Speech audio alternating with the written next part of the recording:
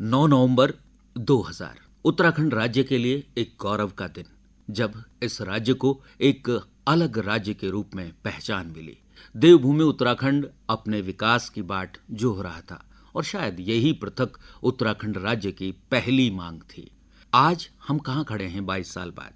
आइए स्वप्न से लेकर यथार्थ तक की बात करें, उत्तराखंड के विकास की बात करें। और आज हम बात कर रहे हैं श्री रविंद्र जुगरान से, जो कि वरिष्ठ राज्य आंदोलनकारी हैं। जुगरान जी, कार्यक्रम में बहुत बहुत स्वागत है आपका। जी धन्यवाद, नमस्कार। इस राज्य को अलग राज्य का दर्जा दिलाने के लिए आप जैसे कई आंदोलनकारियों ने बहुत कुछ कुर्बानियां दी, काम किया, तब जाकर ये राज्य मिला हमें। जो आपने सोचा था कि हाँ, हमारे सपनों का राज्य ऐसा होगा, तो वो दिख रहा है। देखिए, पहले तो मैं आपको बहुत ही गौरव की अनुभूति करते हुए यह बताना चाहूँगा कि अलग उत्तराखंड राज्य निर्माण का जो आंदोलन विशेषकर सन 94 से 2009 नवंबर तक चला, जिसके बाद ये राज्य बना, ये हिंदुस्तान के नहीं दुनिया के इतिहास में एक अनोखा, अनूठा, अविस्मरणीय, ऐतिहासिक जन जन का वो आंदोलन था जो दुनिया की किसी धरती पे न पहले हुआ न आगे होने की कोई संभावना है। इसके दो कारण मैं आपको बताता हूँ। हम उत्तराखंड के लोग, चाहे गढ़वाली हों, कुमाऊनी हों, गोरखाली हों, हम लोग मार्शल रेसेस, लड़ाकू कौमें कही जाती हैं। और अंग्रेजों के ज़माने से ही नहीं, राजाओं के ज़माने से, यानी कि सैकड़ों वर्षों पूर्व से हम लोग जो हैं मार्शल रेसेस, भड़ हमको कहता था। नरेंद्र सिंह नेगी जी का गाना है, बीरों भड़ों को देश, 52 गढ़ों को देश। तो हम लोग भड़ भी थे। तिब्बत पे भी हम जीत के लाते थे। चाइना से भी हम लोग कभी कभी लड़ाई लड़ लेते थे। उत्तराखंड पहाड़ के रहने वाले लोग, हमने अपना लोहा मनवाया है। लेकिन गौर करने योग्य बात यह है कि इस आंदोलन के दौरान जो स्टेट स्पॉन्सर्ड टेररिज्म, जिसको हम कहते हैं, राज्य प्रायोजित आतंकवाद हुआ, फिर भी यहाँ के लोगों ने धैर्य नहीं खोया। अहिंसावादी ये आंदोलन रहा, ये कह सकते हैं गांधीवादी आंदोलन था। हमने अपनी इज्जत भी गंवाई, हमने अपने नौनिहाल भी गंवाए। शहादतों का क्रम बहुत लंबा है, बहुत ही ज़्यादा दमन हमारे साथ हुआ। लेकिन हमने दुनिया को ये संदेश दिया कि आज जो न्यूक्लियर वॉरफेयर के मुहाने पर खड़ा ये विश्व जो है, वो उत्तराखंड से प्रेरणा लेगा। हमने दमन के बाद भी, बेइज्जती के बाद भी, अपमान के बाद भी धैर्य नहीं खोया, अहिंसा के पथ पर चले और ये राज्य की प्राप्ति करी। ये आज पूरे विश्व के लिए संदेश है। इसलिए हम अलग हैं पूरी दुनिया में हो रहे आंदोलन से। अब आपका जो मूल प्रश्न है कि स्वप्न क्या थे, कहाँ तक हम लोग पहुँचे हैं, भविष्य क्या होने वाला है।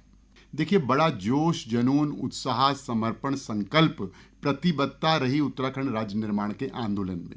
विशेष तौर पर गौर करने वाली बात यह है कि विद्यार्थियों के द्वारा शुरू किया गया आंदोलन मातृशक्ति के नेतृत्व में ही चला, सफल हुआ। और मातृशक्ति ही असल में, अगर राज्य निर्माण की कोई हकदार है जिसको श्रेय जाना चाहिए, तो सभी को जाता है। लेकिन हम सबसे आगे अपनी मातृशक्ति को रखते हैं। सपने हमारे बिल्कुल सही थे, सपने हमारे बहुत कैलकुलेटेड थे। हम यही कहते थे कि कोदा झंगोरा खाएंगे, उत्तराखंड बनाएंगे, हमारा राज्य बनेगा। ये एक आदर्श राज्य की परिकल्पना के साथ होगा।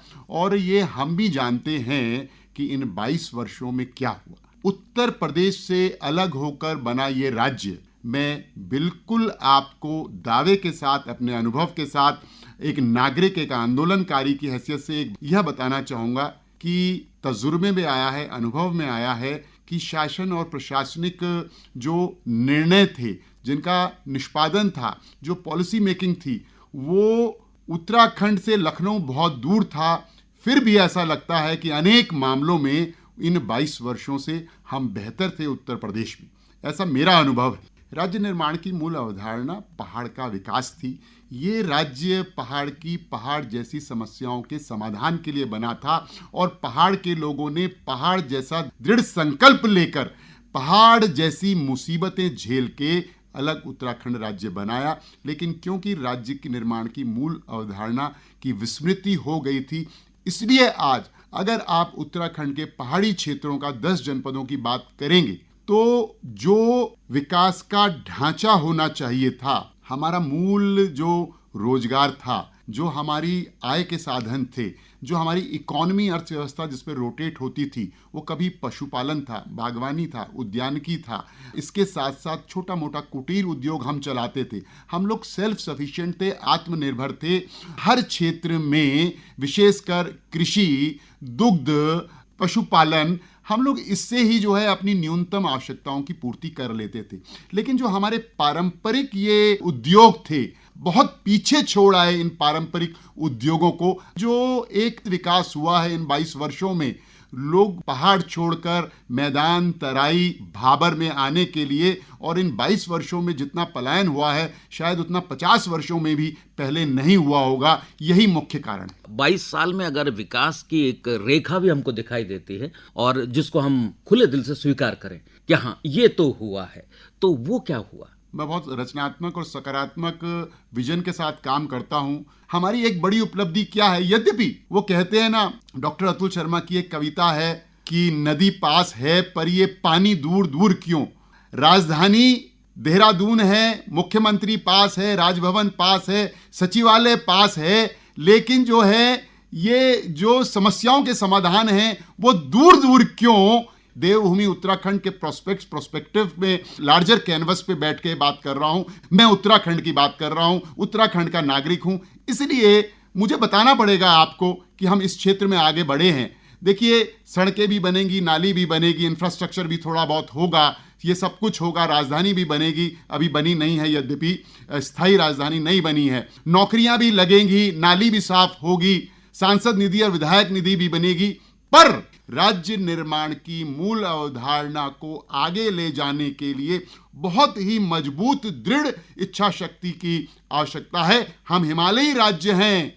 उत्तराखंड के अंदर यद्यपि आज भी देश के अंदर सबसे ज्यादा सामर्थ्य और पोटेंशियल है कि हम ग्रो कर सकते हैं, हम मॉडल स्टेट बन सकते हैं, हम इकोनॉमिकली जो है वो सेल्फ सफिशिएंट हो सकते हैं। हमारे पास जो है अतुल्य भंडार प्रकृति ने दिया है, लेकिन जिस स्पीड से, जिस रफ्तार से, जिस मनोयोग से हमें आगे बढ़ना चाहिए, वो मुझको उसका अभाव दिखता है।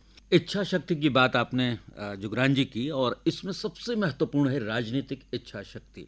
राज्य बना लोकतांत्रिक तरीके से, हमने सरकारें चुनी, तो राजनीतिक इच्छा शक्ति, नेतृत्व की सही दिशा, यहाँ पर कहाँ हम विकास को आगे बढ़ा पाए? देखिए, हम हिमालयी राज्य हैं, हमारे बगल में हिमाचल है। हम जो विकास का मॉडल लेके 22 वर्षों से चल रहे हैं, गंगा और यमुना में डैम्स की बरसात हो रही है, अपर हिमालयाज में ग्लेशियर से लगे इलाकों में हम जो है परियोजनाएं का निर्माण कर रहे हैं, हम जो है प्रकृति के साथ खिलवाड़ कर रहे हैं। विकास की नाम पर हम अपनी आपदाओं को आमंत्रित कर रहे हैं, निमंत्रित कर रहे हैं। हमने अपनी नदियों को बर्बाद कर दिया है, हमने अपनी नदियों के मुहाने और नदियों के तट पे एनक्रोचमेंट करके अपना ही नुकसान किया है। और यह प्रदेश में पिछले 15 वर्षों से, अगर आप बादल फटने की घटनाएं, प्राकृतिक आपदाएं अगर देखेंगे, यद्यपि इस प्रदेश के अंदर पर्यावरण के साथ संतुलन साध कर, अगर जिसको हम कहते हैं eco friendly, environment friendly development किया जाए, एक सस्टेनेबल ग्रोथ की तरह, तो ये राज्य जितना कार्बन उत्सर्जन यहाँ होता है उसको रोके हुए है और रोक सकता है। हम इसी पर जो है ग्रीन बोनस दे सकते हैं। देश से ही नहीं, विश्व से हमको ग्रीन बोनस मिल सकता है। और ये हिमालय, उत्तराखंड हिमालय, हमने जिन चीज़ों को ब्रांड बनाया जाना चाहिए था, जिस पे हमारी इकोनॉमी फोकस की जानी चाहिए थी, वो कह सकते हैं आपका उद्यानिकी, पशुपालन, कृषि, बागवानी और इस तरीके का उद्योग हो सकता था जो हमारे प्रकृति से संतुलन साधकर हम आगे बढ़ सकते थे। हम इलेक्ट्रॉनिक आईटी इंडस्ट्री में आगे बढ़ सकते थे।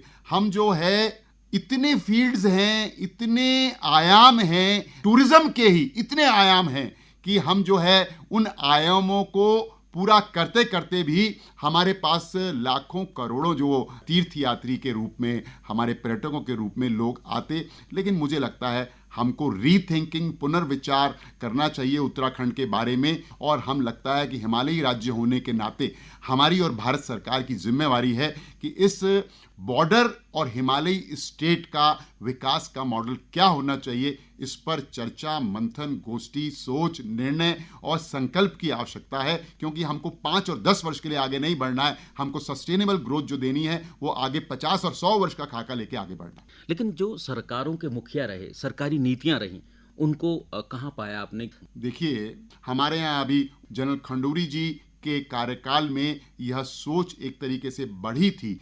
तिवारी जी इंफ्रास्ट्रक्चर के क्षेत्र में कुछ काम कर पाए थे, लेकिन राज्य निर्माण की मूल अवधारणा के अनुरूप पहाड़ के हर गांव को केंद्र बनाकर जब तक नीति नियोजन नहीं होगा, तब तक हमारे लिए चाइना भी खतरा है। हमारी स्वयं का पलायन का जो मल्टीप्लाई हो रहा है ये, इसलिए हम लोग उतने आगे नहीं बढ़ पाए, उतने आगे हम बढ़ें। देहरादून के अंदर चौड़ी सड़कें होना कोई जो है विकास के पैमाने नहीं है। हरिद्वार और उधम सिंह नगर और देहरादून पहले से ही विकसित राज्यों के विकसित जनपदों की श्रेणी में आते थे।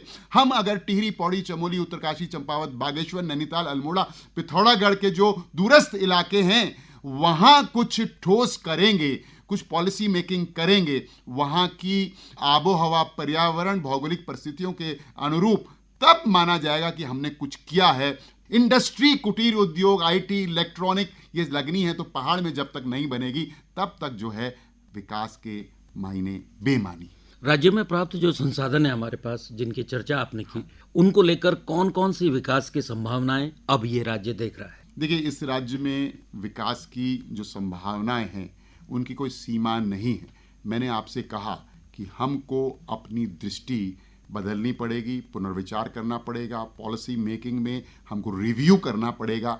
हमको पहाड़ में क्या हो सकता है, हम उत्तराखंड को पूरे कंटेक्स्ट में देख रहे हैं, उधम सिंह नगर, हरिद्वार से लेकर देहरादून, पिथौरागढ़ और पूरा पर्वतीय क्षेत्र। लेकिन मैं कहूँगा कि राज्य की मूल अवधारणा के अनुरूप ज़्यादा फोकस हमको पहाड़ में करना है, क्योंकि तराई तो पहले से ही सरसब्ज है।